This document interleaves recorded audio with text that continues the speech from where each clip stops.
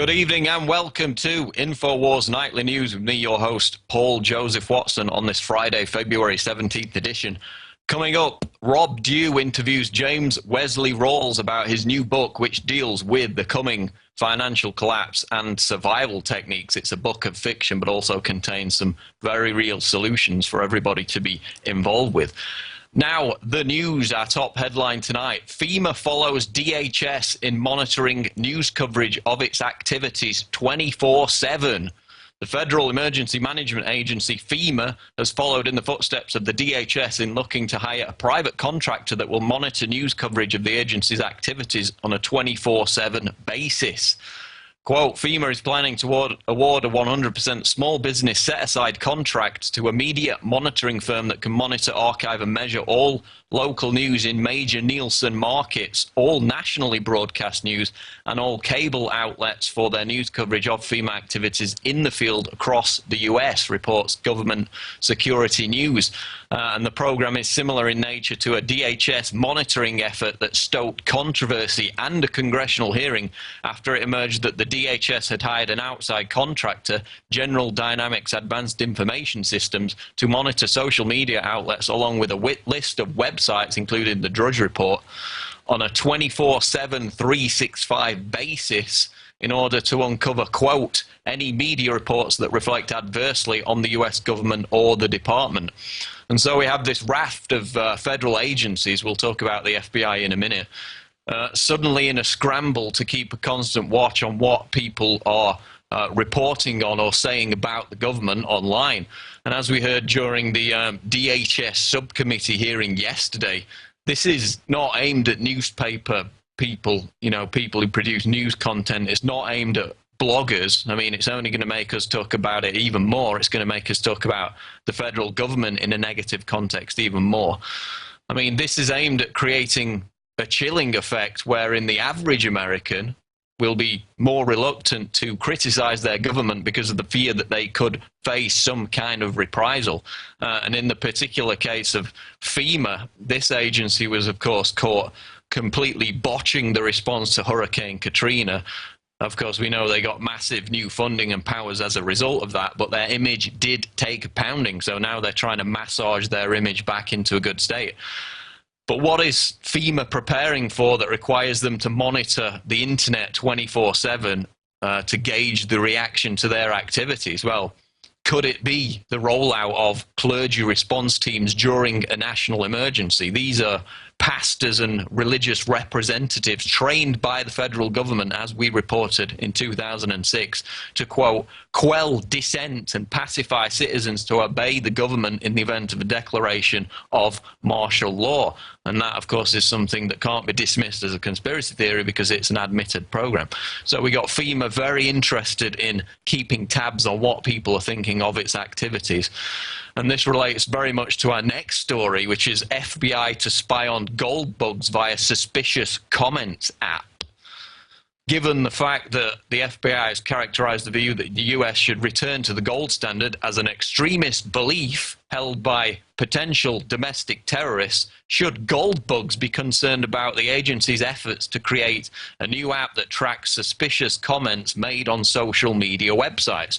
A document posted online recently by the Federal Bureau of Investigation seeks developers to create an app that will have the capability to, quote, rapidly assemble critical open source information and intelligence to quickly vet, identify, and geolocate breaking news events, incidents, and emerging threats. And again, just like the DHS, just like FEMA, the FBI is joining the stampede to have the news, blogs, and social media websites constantly monitored on a full-time basis for keywords of their choosing.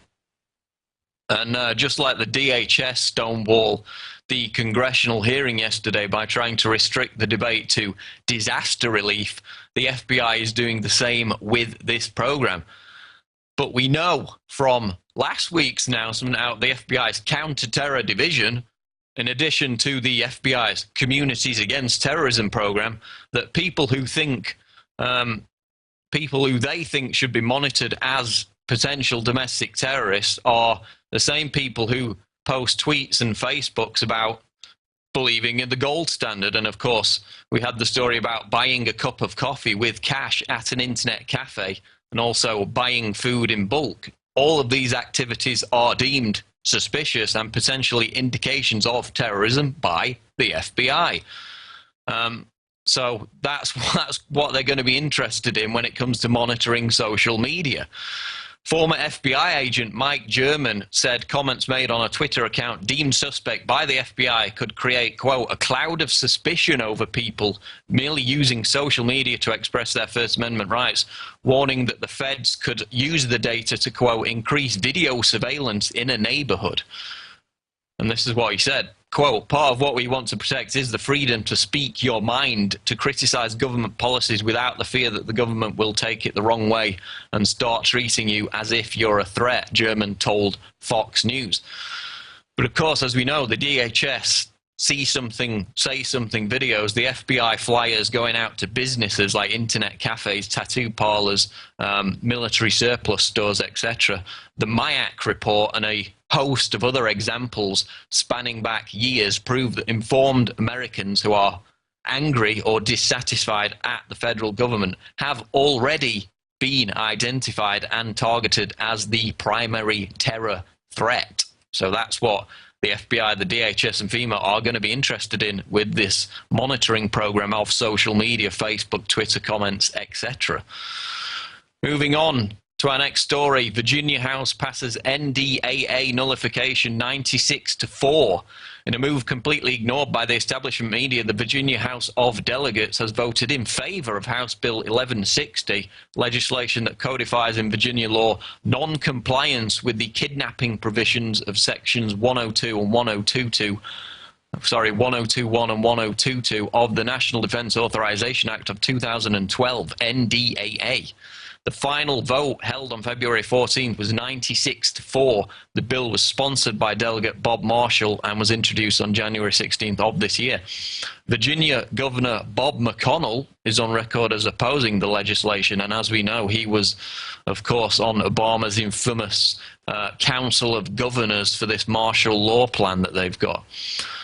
And HB 1160 reads as follows: a bill to prevent any agency, political subdivision, employee, or member of the military of Virginia from assisting an agency of the armed forces of the United States in the conduct of the investigation, prosecution, or detention of a citizen in violation of the United States Constitution, the Constitution of Virginia, or any Virginia law or regulation.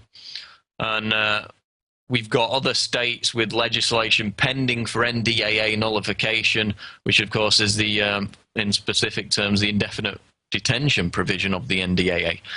So it's been passed in Virginia, and this is the perfect opportunity for info warriors to lobby their state lawmakers to get these bills passed in other states and kill the indefinite detention provision of the NDAA. And you can find more information on what stage those different bills are at in your particular state by visiting the website 10thamendmentcenter.com.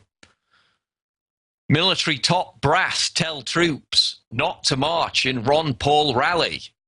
An email leaked by multiple active duty personnel shows that the military has issued a warning to troops encouraging them not to take part in the upcoming Veterans for Ron Paul 2012 march in Washington on Monday.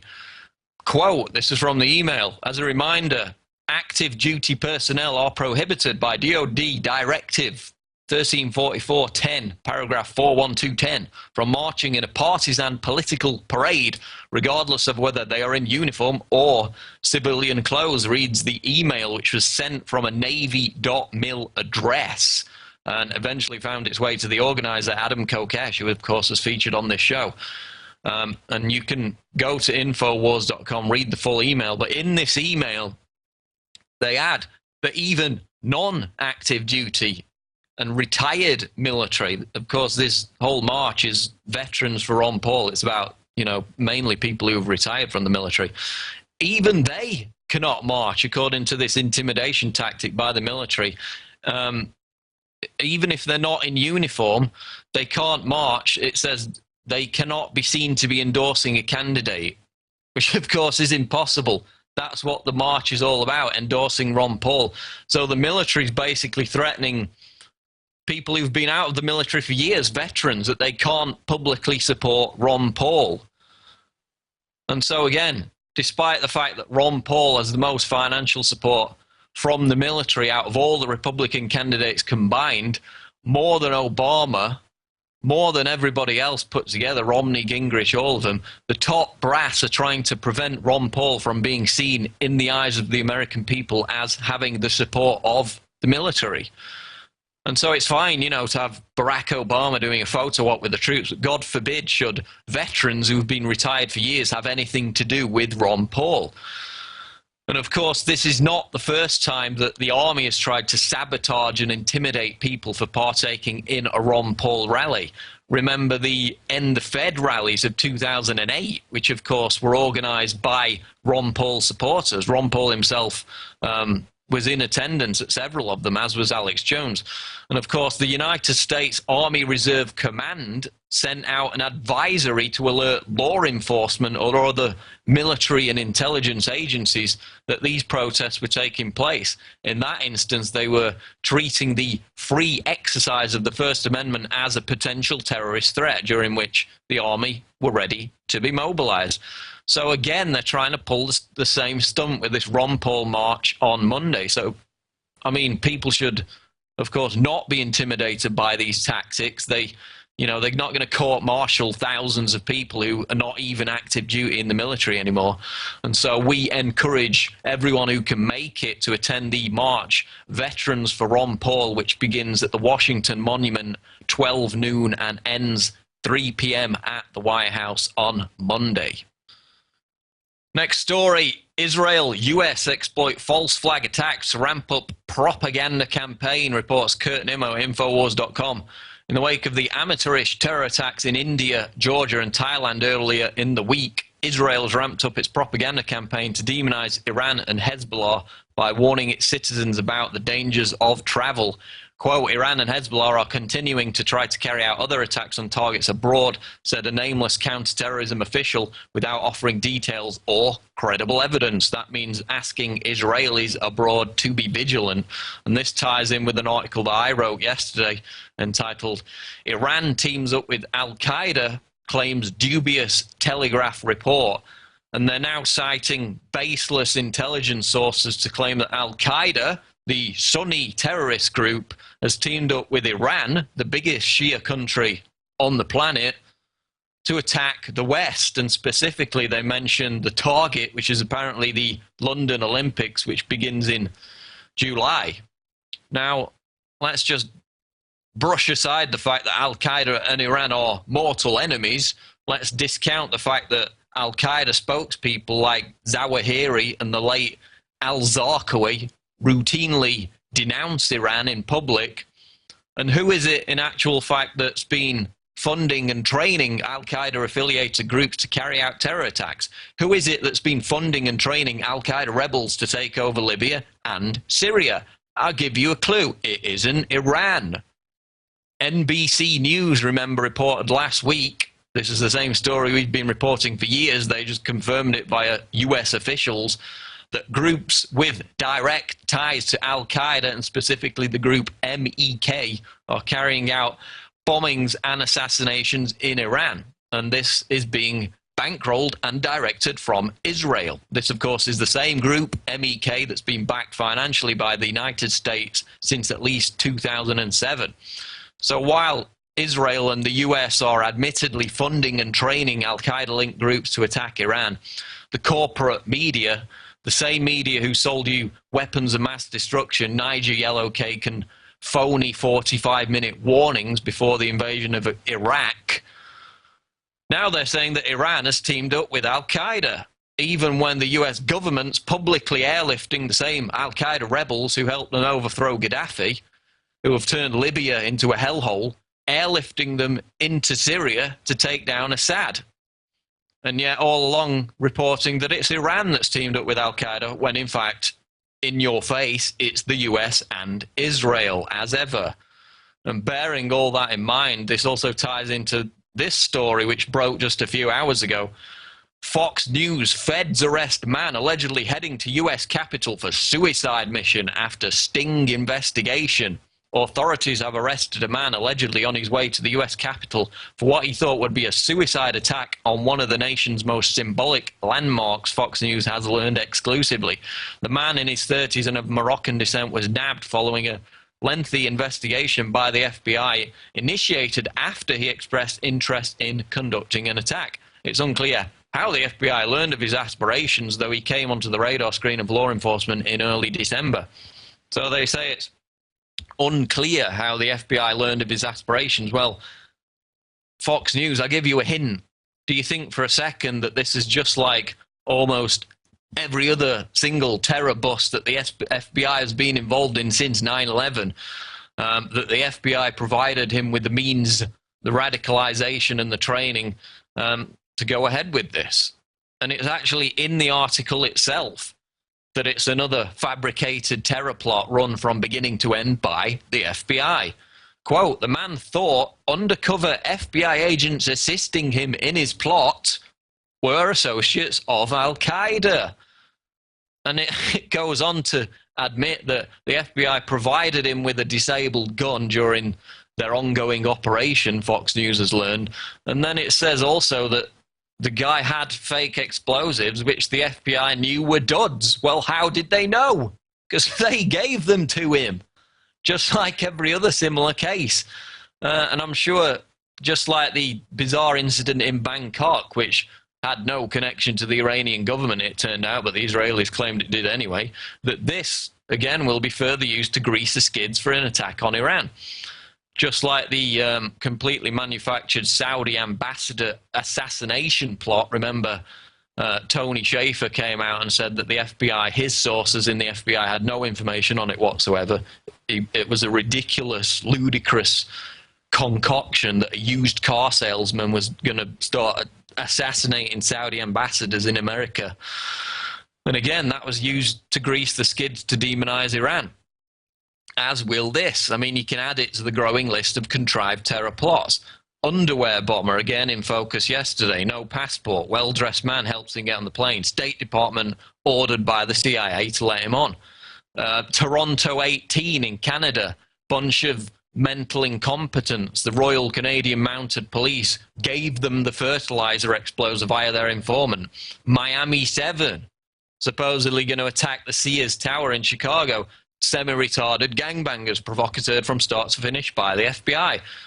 The Bronx plot to blow up synagogues and bring down airliners in New York. Ringleaders, 2 potheads, given fake explosives and an inactive missile by the FBI. Notice a trend emerging here. Fort Dix, 2007 plot to kill soldiers. FBI informants, again, the key figures behind the operation. They planted and nurtured the plot. And you can go down the list, whether it's England, Canada, US, same thing every time. Authorities provoke, provocateur, nurture the plot from beginning to end. And in the US, every single major terror bust has been a case of entrapment, which is exactly what this appears to be. The plot is, completely fabricated by the FBI, foisted upon some poor, retarded individual who's given fake explosives and arrested. And, it's the 21st century version of Marinus van der Lubbe and the Reichstag.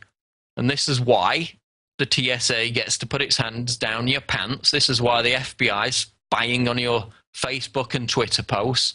And this is why the DHS is recruiting Americans to spy on each other. And it's one big fabricated hoax.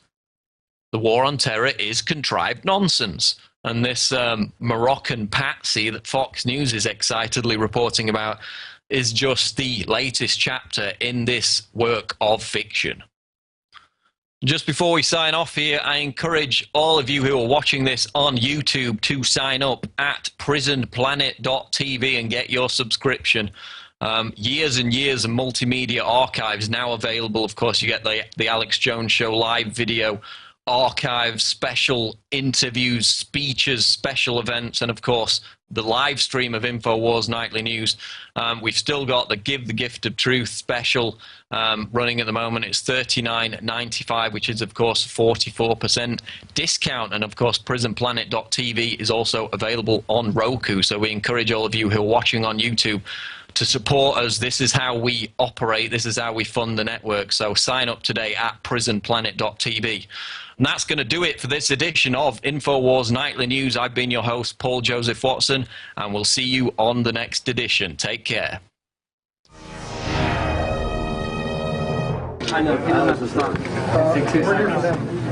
Hey, Newt, what'd you do at the Bohemian Grove?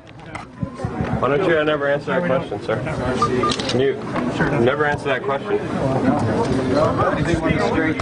Why do you keep dodging questions about the Bohemian Grove? Up to you, Newt. Why do you keep dodging questions? Great speech, great speech. Hey, Mr. Speaker, what'd you do at the Bohemian Grove? Good to see you, Mr. Speaker. I like photographers. I'm one. How come you keep dodging questions about the Bohemian Grove, sir? You should have to. God bless you. Oops, sorry. Excuse me again.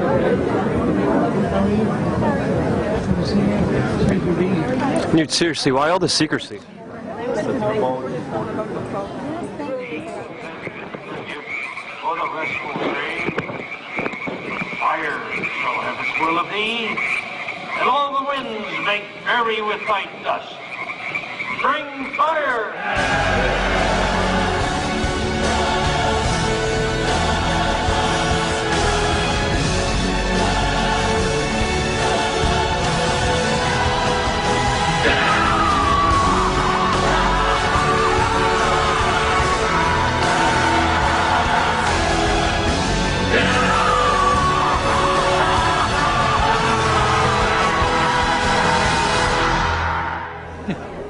You know, it's nice to know that there's some people who have fantasy lives that have nothing to touch with. Nice to be here. Bye-bye. You can't answer the question? You can't? Can you answer the question? See you later.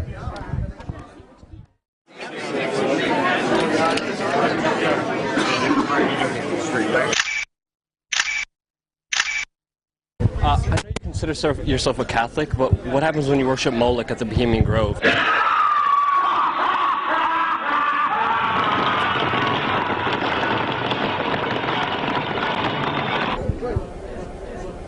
New York Post says that male prostitutes are shipped into the Bohemian Grove.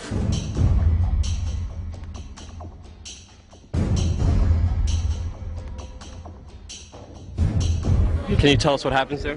You actually believe all this junk? Bill Clinton said that Republicans run around naked in the woods there. Did you say the Bohemian Club? That's where all those rich Republicans go up and stand naked against redwood trees, right? I've never been to the Bohemian Club, but you ought to go. It'd be good for you. Get some fresh air. And you don't want to know what Richard Nixon said about the place. The Bohemian Grove that I attend, one time to time, the Easterners and the others that come there, but it is the most faggy goddamn thing you will could ever imagine in a San Francisco crowd, because it's just terrible. I mean, I never want to shake hands with anybody in San Francisco. That's the place you attended. It's a secret society. Can you tell us at least who invited you?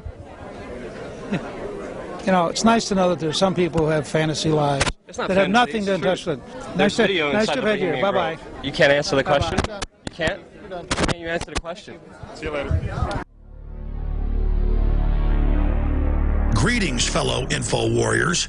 Alex Jones here, announcing the first of many trips that I'm going to take across this wonderful United States that we live in. And we get so busy here at Infowars.com, the nightly news, the daily radio show, the documentary films, and all the other things we're doing that I tend to never go out and give speeches anymore. And I've got a lot of ideas bubbling around in my head about the history of the New World Order, what makes them tick and how to defeat them. So I'm titling this key speech I'm going to give.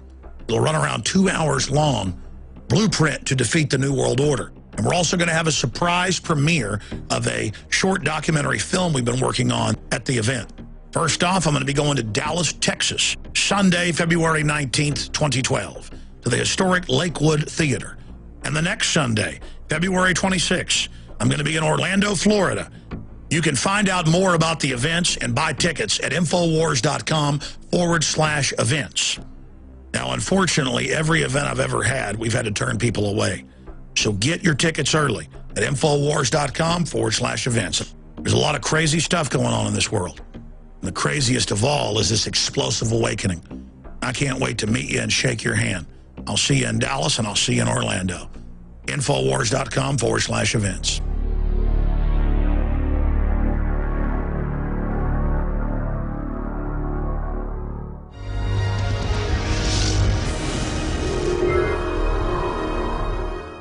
Welcome back to Infowars Nightly News. I'm your fill-in host, Rob Dew, and I'd like to thank Paul Watson for covering the news portion. I was watching him do that, and there's just a couple other things that I thought of. I remember reading a Chuck Baldwin article from a few years ago when he was talking about Virginia passing the NDAA nullification legislation. And, Virginia Governor Bob McDonnell says is on record of opposing the legislation. Well, here's why. And nobody's going to tell you this. We got another graphic there. He is on the Council of Governors that Obama started. He picked out 10 governors, 2 of which aren't even, Puerto Rico, I don't believe, has been named a state yet. But anyway, Governor Bob McDonnell's right there. So that's why you're not going to see him going against the president who picked him to be on this council. That's all about political kickbacks, and that Council of Governors is supposedly to create a Republican-Democrat coalition that comes together to help enforce all the laws that us regular people really don't like. And furthermore, just this past break, you watched Luke Rudkowski confronting Newt Gingrich 5 times in one video, and he's completely ignoring him when he talks about Bohemian Grove. And then we showed the other video that he did a couple months ago when Newt was kind of in his ascendancy, and now he's kind of floundering in last place, far behind everyone.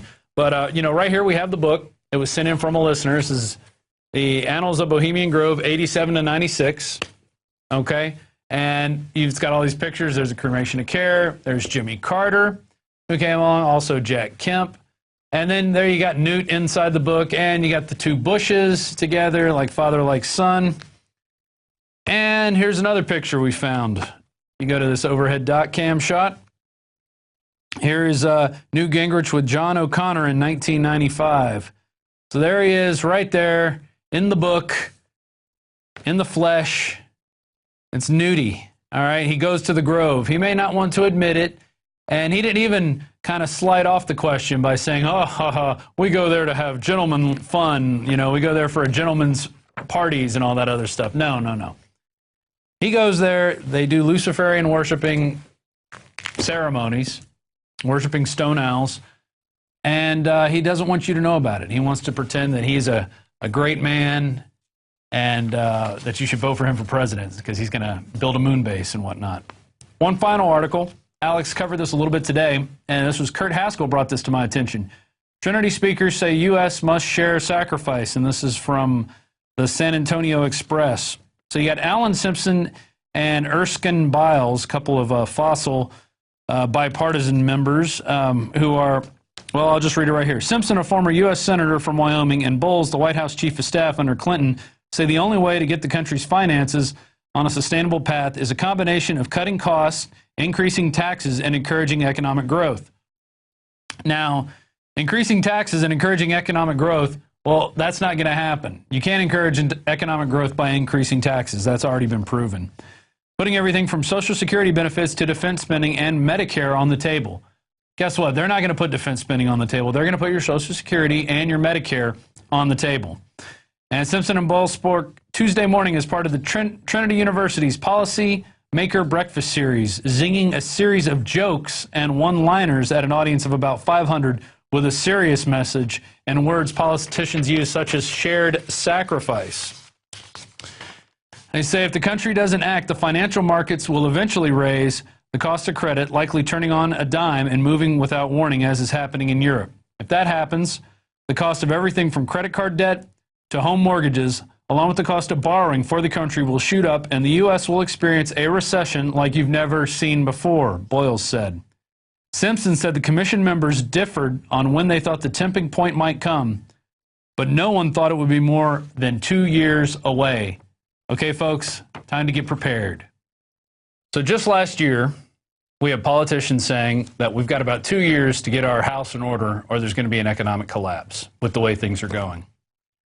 Now we're going to turn to our guest who has written a book. He's written several books, but this particular one that we carried, Infowars.com, Survivors, talks about what's going to happen after the collapse, or what leads up to it, and the things that people did to prepare. It's Survivors by James Wesley Rawls, a novel of the coming collapse. And Jim Rawls is a former U.S. intelligence officer and survivalist. He's got survivalblog.com, and he's been writing since the mid-'80s, since he got out to college. So let's welcome him on the show. Hey, Jim, how's it going? Just fine. Thanks for having me on. So I read this book, I guess 2 months ago. Somebody had left it on the book counter, and the cover is what caught my eye. You got a guy walking in on a horse. He's got an AK with no stock strapped to his back. And there's fires and basically, you know, something out of a scene of the road. Looks like he's walking into. So tell us a little bit about Survivors. Sure. Survivors is a novel set in the near future.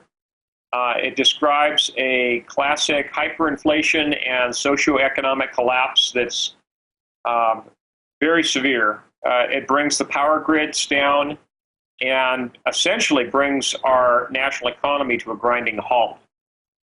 And it's a sequel to my novel Patriots, which has been kind of a perennial favorite in preparedness circles since the early 90s. And it follows a number of characters and their reactions to the economic collapse and how they scramble to how they react, how they pull through that situation. In my first novel, Patriots, I had the main characters were fairly well prepared. In Survivors, which is set in the exact same time period but different geography, the main characters are not very well prepared for the collapse. And I get the opportunity there to talk about a lot of alternative ways to get through hard times, right? Techniques and technologies. To me, it seems like this book is geared toward people who may have been thinking about these types of issues, but they aren't going into the action phase. They, the one lady is hoarding seeds. She doesn't really know why, but she's gotten some advice, and she's going to hoard seeds. The one group who has the farm out in the West, they find that their father was really well prepared when they break open, the wall. I'm giving some of the book away, but they break open this wall and find a cache of silver and guns and, stuff. So it shows that what I like, that it's not totally impossible to get yourself prepared. Even if you've only done one or two things, you could still get in that mindset and still continue along the path, because, this is something that even our government officials are saying that could happen within 2 years now. They put a timetable on it. That's right. And of more immediate concern, we're looking at a Greek financial crisis that may come to a head in as little as 5 weeks. There's a lot of concern that the Greek crisis could, in addition to just breaking apart the European Union, cause massive bank runs, a major liquidity crisis with cascading margin calls rippling their way all the way around the planet, stock market collapses, bond market problems with failed governmental bond auctions. It could be a serious, serious problem. I agree. And what I've been telling people in my circle of friends and the people I know is that what you're going to see in Europe, we're 2 to 3 years down the line, is going to happen here. We've got a little, I think by being so spread out, I think there are things that would take longer to hit some places than others. But definitely in the cities, you're going to have, some immediate problems, say if the electricity goes out for some extended period of time. But what in your opinion, what is Europe going to do if once these, countries like Greece and then Portugal, Italy, when these smaller countries start to go bankrupt, what do you think is going to happen to the rest of Europe? Well, it's very difficult to predict, but suffice it to say, I think we could see, at the very minimum, some large bank runs and a collapse on the FTSE in England and all the other major stock indices in Europe, starting with the financial stocks. We could very well see considerable turmoil, and if it turns into a global credit collapse, it could have some very wide-reaching repercussions. One of the great imponderables is the derivatives market. There are hundreds of trillions of dollars in derivatives in play at any given time. And because the derivatives market is essentially new, it's really built up just in the last 8 years, it really doesn't have a track record. It wasn't there in 1987 when they had the stock market collapse then. There was no real derivatives market at that time. Well, there was a fraction of what exists now. Nothing near the scale that exists now. So the counterparty risk for derivatives is huge. And if entire counterparties disappear, and some of those counterparties are actual sovereign risks, as in national governments, if those governments can't meet those obligations, the implications could be enormous. Mm-hmm. Let's go back to your book. One of the things I like about the book, and if you guys want to get an overhead shot of this, that'd be great, is, and a lot of people do this, but your quotes, I really liked each one, and I had to read a couple of them several times over. But in chapter 3, you have a Thomas Jefferson quote, probably one most people have seen.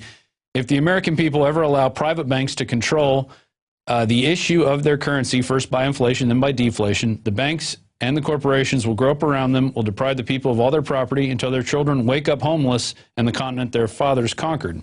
The issuing power should be taken from the banks and restored to the people to whom it properly belongs. Now, that I think is actually a paraphrase because they didn't use the terms inflation and deflation in that time period, but it is a good one. Yeah. Well, I liked how you started each chapter with one of those, and how you've got the one character who's in the he's in the army overseas, and he's got to make his way back through a Europe that has also collapsed, and using gold and silver. Talk about some of the things. I forget the character's name right off the top of my head. His name is Andy Lane. He's an Army captain, right, who's released from active duty in Afghanistan just as the collapse is unfolding. And he's sent back to Germany as part of his out-processing, but then he ends up getting stranded, and there's all the commercial flights have been grounded, both because of the economic turmoil and because of some hijackings and bombing terrorism that's going on. There's no flights going back to the United States. Even the military airlift command flights have been totally disrupted. So he has to find his way back to the United States in the midst of all of this. It makes for a pretty dramatic story. It does, because he doesn't come right back to the United States. He has to make his way. The story away, but yeah, he has really great adventures on the way. He does, and it's a great book. One of the other parts is the bad guys in this is a roving gang that just grows and grows and grows as it goes and just conquers each kind of holdout settlement. What kind of research did you do into this gang type of warfare that could happen? Researching MS-13, which is a particularly violent gang, and their modus operandi really isn't too much different in the novel from what they do today, except if you end up in a situation without rule of law, where there's a vacuum of law enforcement, the gangs will have the opportunity to, run rampant and take over entire towns. There'll be basically no one to stop them other than the local citizenry, and if they can overpower or intimidate them, I think there's a potential for gangs taking over at least small towns quite easily, and that's what I portrayed in the book. Right. I see until the third book, where I describe the comeuppance of that gang. People have to wait for my second sequel to Patriots, which is titled Founders. That's coming out in November of this year. Okay. And one more section in Survivors that I thought was interesting was the way people were forming bonds in communities out of necessity. People would show up and they had supplies that would help with another group, specifically the husband and wife who are flying in their little flying machines and ending up in places, and then they pick up and take off. I guess what's the mindset of people? The mindset of people that are going to have to rebuild communities. What is going to happen if we do get into a crunch situation? Well, in a crunch, I think people are going to have to either pull together or perish. There really needs that. If there's going to be any rebuilding, it really needs to be done from the bottom up. If the experience of Hurricane Katrina taught us anything, it is that disaster response fails horribly when it's from the top down. Right. But the response from the bottom up, from the community grassroots level, can be quite effective. And in both my novel Patriots and later in Survivors, I described how people do that. Well, and I noticed that there's not a lot of government solutions in this book. In fact, there seems to be a lack of government. The second part of it, where just like in Patriots, there's a foreign occupational army that comes in, and there's a war of resistance against them. But that's the only real government that springs up in terms of top-down government, and it's bad government. And a lot of the drama in both novels involves trying to restore constitutional government. So, what got you started into writing on these subjects? What was your impetus for that?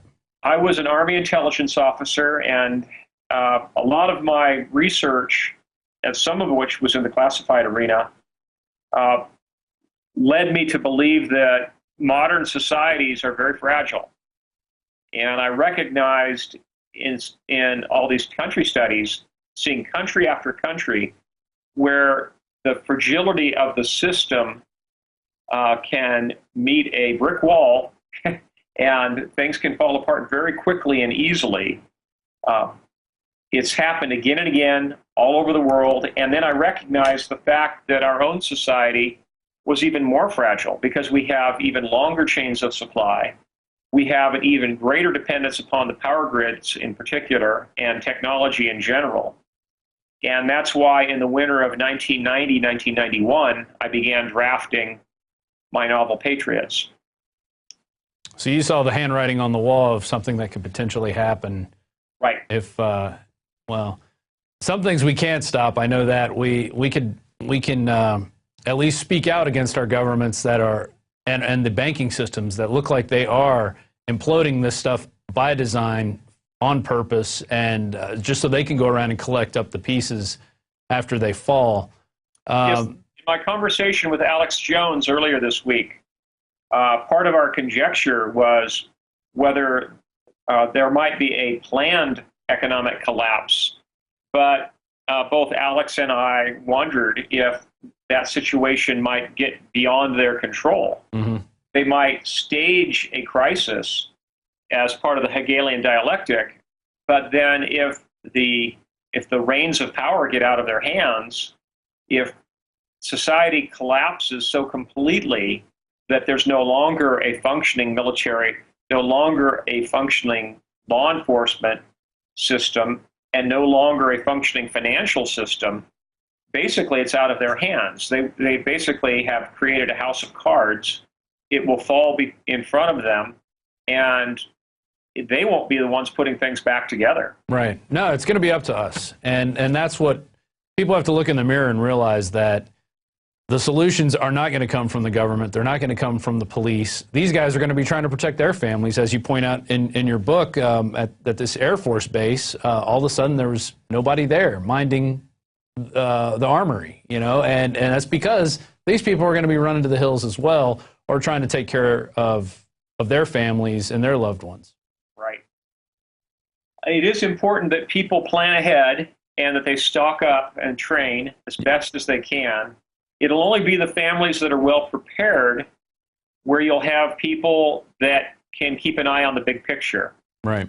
Be part of the real solution. Because if you're worried about where you're going to get your next meal, you're not going to be in any position to be one of the ones that is restoring order.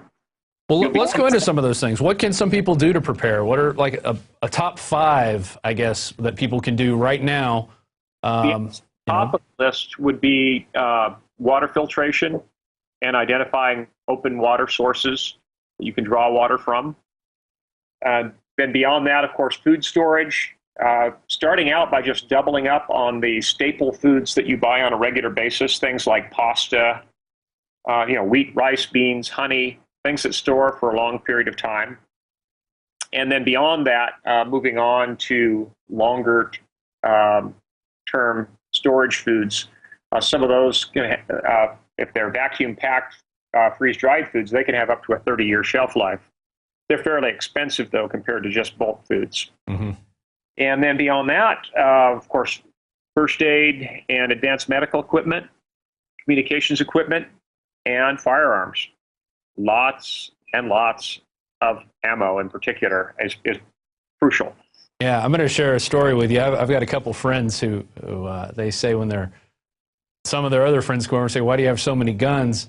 They say, "Well, I have a gun for you, and I have a gun for him, and I have a gun for this guy down the street because you guys don't have any." And they're prepared. I'm prepared, not nearly as much as I should be. I think you could always do a little bit more to get prepared, and especially as you see, the writing on the wall that something bad could very well happen in the next, couple of years, next 3 or 4 years. I mean, we are kind of walking this fine line with the technology, with, the electrical grid. I mean, the sun could knock everything out. You never know. It might not even be a government or a terrorist that gets us. It could just be the sun decides it wants to shoot out a few flares and knocks everything out. And then, where are you going to be? That's right. Well, you touched on something that's pretty important, and that is having extra on hand for charity. Charity is one of the themes that runs through all of my writings. And if you're going to go overboard in any area, you can't go too far wrong with extra food, extra fuel, and extra ammunition. Because if you missed out on stocking up on anything, if you overlooked anything, you can make up for that with barter. And there's nothing quite like common caliber ammunition as the ultimate barter item. All right. Most families only have a few hundred rounds of ammunition at most on hand. They're suddenly going to want several thousand rounds, you'll say. So if you have extra common caliber ammunition, you're going to be in the catbird seat in terms of barter. And a little tidbit out there, I believe 9mm is the most common handgun ammunition. Is that correct? It is now globally, yes. Although one thing I recommend is that people do some research and find out what caliber their local police department and their local sheriff's department uses. And even if you don't own a gun chambered in those calibers, stock up a few hundred rounds of those, because you want to have lots of folks on your side. Nothing better than being able to either have barter or charity ammunition on hand. Yeah, I agree. Hey, tell everyone about your blog. Well, Survival Blog has been around since August of 2005. We got our start providentially just a month before Hurricane Katrina.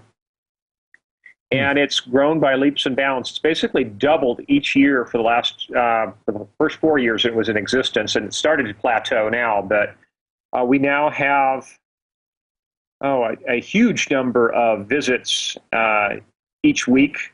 We have a very loyal readership. It's primarily readers in the U.S. and Canada, and then to a lesser extent other English-speaking countries, and then a smattering globally. We have about 300,000 unique visits per week. We've in total had almost 40 million unique visitors since 2005. And the beauty of Survival Blog is that it's all free. All of the archives are available for people to roam through at will. It's fully searchable by topic. You can type in a keyword in our search box and bring up whatever topic you'd like. There's over 15,000 archived articles, letters, and quotes that people can delve into. And I recommend that people make hard copies of the most crucial articles because, of course, in a grid down situation, you're not going to have access to the internet. And then as a backup, we also have an archive CD that's available at very low cost. I recommend people get that as well. That gives you all of the archives of Survival Blog on a CD, or you can put it on a memory stick to have that available. I have been printing stuff out for years just because you never know. Lots of practical stuff, how to, make your own fishing snares and stuff like that. Yeah, there's nothing beats a hard copy for long-term. And you can always burn it if you need to. Yeah, to keep warm, God forbid. Yeah.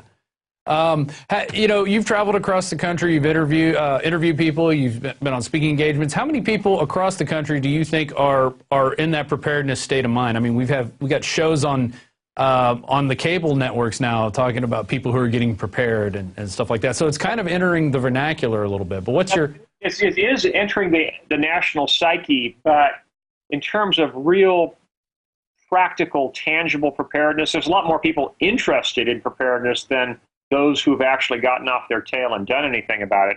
I'd say in terms of people that are actually tangibly preparing, I'd say it's only about 2% of the population, which is kind of pitiful, but it's better than nothing. And each person that gets prepared represents one less person who's going to be rushing into the grocery store at the 11th hour and cleaning out the shelves. So everyone who stocks up now is part of the solution, not part of the problem. That's true. Are you looking at any timetables in particular? Are you seeing anything that's telling you something might be coming up? What do you have on your radar? Well, right now, my most immediate concern is Greece and the Greek debt situation spiraling out of control. But beyond that, it's really hard to put a date on anything. You know, back in the late 1990s, we had the firm date of Y2K to look at. The only vague date that we can look at right now would be the next peak in the solar cycle. The sunspot cycle is supposed to peak in about 5 years because it's an 11-year cycle. And if we have a severe cycle, then there's a chance of a major Carrington event style solar flare that could happen within the next 5 years. Beyond that, though, I don't like to put a date on anything because I think it's presumptuous. And it also is short-sighted because if you either try to put a date on something or name a particular scenario, you're boxing yourself in. It's better to prepare for every possible event so that you don't get blindsided. It would be very embarrassing to prepare just for an economic collapse and then get nuked. That if you're building a home shelter, it should be more than just a storm shelter. It should be more than just a walk-in vault. It should also be a combination blast and fallout shelter. I'm one of those all of the above kind of guys. Well, that sounds like good advice. And people can learn more about that on survivalblog.com, I take it. Correct, yes, and it's all available free, as I mentioned. I do have some books in print, and they're nice, handy references, and they're a great thing to put in someone's hands to get them motivated. But I'm basically a man on a mission. My goal is not to sell books. My goal is to get America prepared. Right, and that's where we all need to be. I was an Eagle Scout, and that's our motto: be prepared. You know, and that's what you have to start with. And I just recently returned from a ski trip, and we got off the plane. One of my buddies didn't have his straps for his snowboard. Well, I pulled out the bungee cords because I always carry bungee cords. And you know, it all starts with the mindset. And then you got to go into the action phase. Jim Rawls, thanks for joining us. Thank you so much for having me on. Yeah, we'll have you back on soon, and I'm sure you have a lot to talk about. So I'm sure Alex may even have you in guest hosting one day. So. Well, sure, I'd be happy to. That'd be great. All right, there he goes. There's Jim Rawls. Here's the book, Survivors. I read it. It's a combination fiction novel with a lot of practical tips involved of things you can do today to get in that mindset so you are a survivor, so you're not somebody left out in the cold when it happens. Before we leave, we got the daily quote. And this is from the book, chapter, I think this is, I forget what chapter, I think it's chapter 5 of Survivors. And it's from John Adams. The government turns every contingency into an excuse for enhancing power in itself. And that is from Survivors. You can pick it up at Infowars.com. I recommend you get it. It's a great book. I read it in about 2 weeks, off and on, and it's got a lot of great tips. So there you go. Don't be left out in the cold. Start preparing today. I'm preparing. Reading that article earlier today about the Trinity. The Trinity speakers say U.S. must share sacrifice. that really started putting a timetable, at least in my head. Before I was just kind of planning for general events, but now I am looking at actual, an actual timetable that we have to start looking at. Because if we don't change our ways, if it's all about increasing taxes and increasing the debt and not doing anything about that, and the economy's not going to grow, therefore there's not going to be any change in where we're going. And when the chips fall, the bankers are going to be there picking stuff up, pretending like they didn't know it was going to happen. So that's our show. If you're watching this on YouTube, please consider becoming a member at prisonplanet.tv or at infowarsnews.com. And we do this 5 days a week. Every night we're bringing you the news that we think is important, not the fluff about who's talking about who or who's doing what to who. I mean, we're looking at real issues here. And join us in this crusade to wake people up. Let's get people prepared out there. Let's not sit around and pretend we didn't hear it, we don't know anything, and then when it finally happens, we're going to wish we've done something. We're going to wish we've bought that, some storable food, got some silver, got some firearms, learned how to use the firearms properly. I mean, it's one thing to get a handgun. It's another thing to know how to clean it, take it apart, load it under duress, and fire and hit your target. So with that, I'm Rob Dew. This is Infowars Nightly News. I'd like to thank Paul Joseph Watson for doing the news portion. And we'll be back here next week. Alex will be out on the road. He's got 2 speaking engagements, one in Dallas and one in Orlando, the next 2 Sundays coming up. So we'll have a variety of guests anchoring the Infowars Nightly News. I'll be one of them, Aaron Dykes. We're going to get McBreen back in here, and possibly even John Bound, who you've heard his voice on a few projects, but I think we're going to get him in here, sit him down, reading the news under the lights of the Infowars studios. That's all for now. I'm Rob Dew. Thanks for watching, and be sure to check out prisonplanet.tv.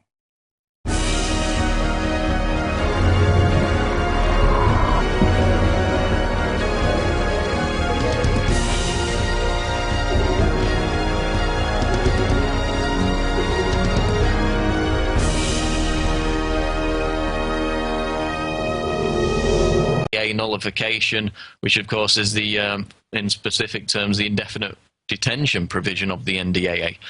So it's been passed in Virginia, and this is the perfect opportunity for info warriors to lobby their state lawmakers to get these bills passed in other states and kill the indefinite detention provision of the NDAA. And you can find more information on what stage those different bills are at in your particular state by visiting the website 10thamendmentcenter.com. Military top brass tell troops not to march in Ron Paul rally. An email leaked by multiple active duty personnel shows that the military has issued a warning to troops encouraging them not to take part in the upcoming Veterans for Ron Paul 2012 march in Washington on Monday. Quote, this is from the email, as a reminder, active duty personnel are prohibited by DOD Directive 1344-10, paragraph 41210, from marching in a partisan political parade, regardless of whether they are in uniform or civilian clothes, reads the email, which was sent from a Navy.mil address and eventually found its way to the organizer, Adam Kokesh, who, of course, is featured on this show. And you can go to Infowars.com, read the full email. But in this email, they add that even non-active duty and retired military, of course, this whole march is Veterans for Ron Paul. It's about, mainly people who have retired from the military. Even they cannot march, according to this intimidation tactic by the military. Even if they're not in uniform, they can't march. It says they cannot be seen to be endorsing a candidate, which of course is impossible. That's what the march is all about, endorsing Ron Paul. So the military scramble to keep a constant watch on what people are reporting on or saying about the government online. And as we heard during the DHS subcommittee hearing yesterday, this is not aimed at newspaper people, people who produce news content. It's not aimed at bloggers. I mean, it's only going to make us talk about it even more. It's going to make us talk about the federal government in a negative context even more. I mean, this is aimed at creating a chilling effect wherein the average American will be more reluctant to criticize their government because of the fear that they could face some kind of reprisal. And in the particular case of FEMA, this agency was, of course, caught completely botching the response to Hurricane Katrina. Of course, we know they got massive new funding and powers as a result of that, but their image did take a pounding. So now they're trying to massage their image back into a good state. But what is FEMA preparing for that requires them to monitor the internet 24/7 to gauge the reaction to their activities? Well, could it be the rollout of clergy response teams during a national emergency? These are pastors and religious representatives trained by the federal government, as we reported in 2006, to, quote, quell dissent and pacify citizens to obey the government in the event of a declaration of martial law. And that, of course, is something that can't be dismissed as a conspiracy theory because it's an admitted program. So we got FEMA very interested in keeping tabs on what people are thinking of its activities. And this relates very much to our next story, which is FBI to spy on gold bugs via suspicious comments app. Given the fact that the FBI has characterized the view that the US should return to the gold standard as an extremist belief held by potential domestic terrorists, should gold bugs be concerned about the agency's efforts to create a new app that tracks suspicious comments made on social media if you're a threat, German told Fox News. But of course, as we know, the DHS see something, say something videos, the FBI flyers going out to businesses like internet cafes, tattoo parlors, military surplus stores, etc. The MIAC report and a host of other examples spanning back years prove that informed Americans who are angry or dissatisfied at the federal government have already been identified and targeted as the primary terror threat. So that's what the FBI, the DHS, and FEMA are going to be interested in with this monitoring program of social media, Facebook, Twitter comments, etc. Moving on to our next story, Virginia House passes NDAA nullification 96-4. In a move completely ignored by the establishment media, the Virginia House of Delegates has voted in favor of House Bill 1160, legislation that codifies in Virginia law non-compliance with the kidnapping provisions of sections 102 and 102.2 1021 and 1022 of the National Defense Authorization Act of 2012, NDAA. The final vote, held on February 14th, was 96-4. The bill was sponsored by Delegate Bob Marshall and was introduced on January 16th of this year.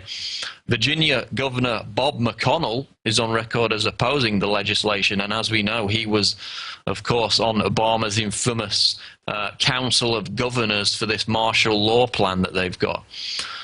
And HB 1160 reads as follows: a bill to prevent any agency, political subdivision, employee, or member of the military of Virginia from assisting an agency of the armed forces of the United States in the conduct of the investigation, prosecution, or detention of a citizen in violation of the United States Constitution, the Constitution of Virginia, or any Virginia law or regulation. And we've got other states with legislation pending for NDAA.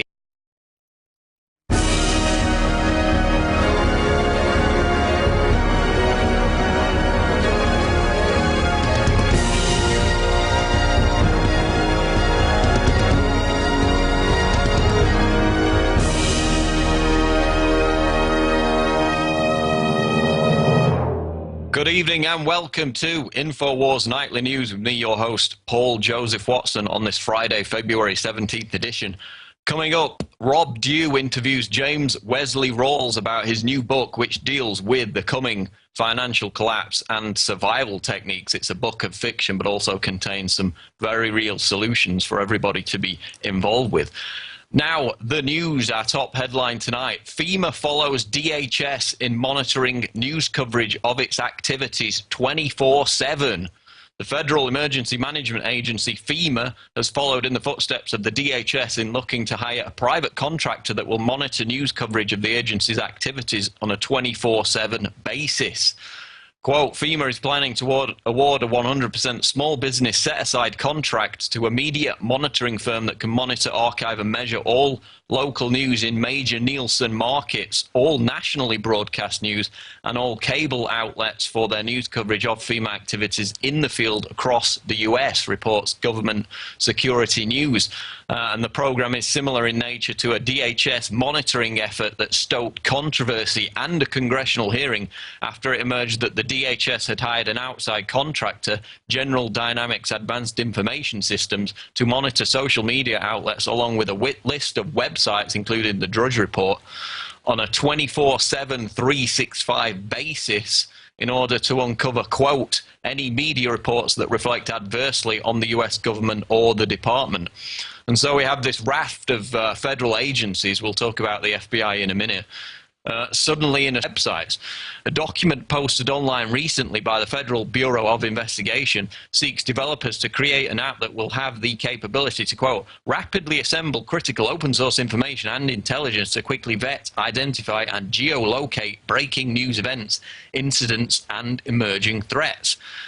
And again, just like the DHS, just like FEMA, the FBI is joining the stampede to have the news, blogs and social media websites constantly monitored on a full-time basis for keywords of their choosing. And just like the DHS stonewall the congressional hearing yesterday by trying to restrict the debate to disaster relief, the FBI is doing the same with this program. But we know from last week's announcement out the FBI's counter-terror division, in addition to the FBI's Communities Against Terrorism program, that people who think, people who they think should be monitored as potential domestic terrorists are the same people who post tweets and Facebooks about believing in the gold standard. And of course, we had the story about buying a cup of coffee with cash at an internet cafe and also buying food in bulk. All of these activities are deemed suspicious and potentially indications of terrorism by the FBI. So that's what they're going to be interested in when it comes to monitoring social media. Former FBI agent Mike German said comments made on a Twitter account deemed suspect by the FBI could create, quote, a cloud of suspicion over people merely using social media to express their First Amendment rights, warning that the feds could use the data to, quote, increase video surveillance in a neighborhood. And this is what he said. Quote, part of what we want to protect is the freedom to speak your mind, to criticize government policies without the fear that the government will take it the wrong way and start treating you as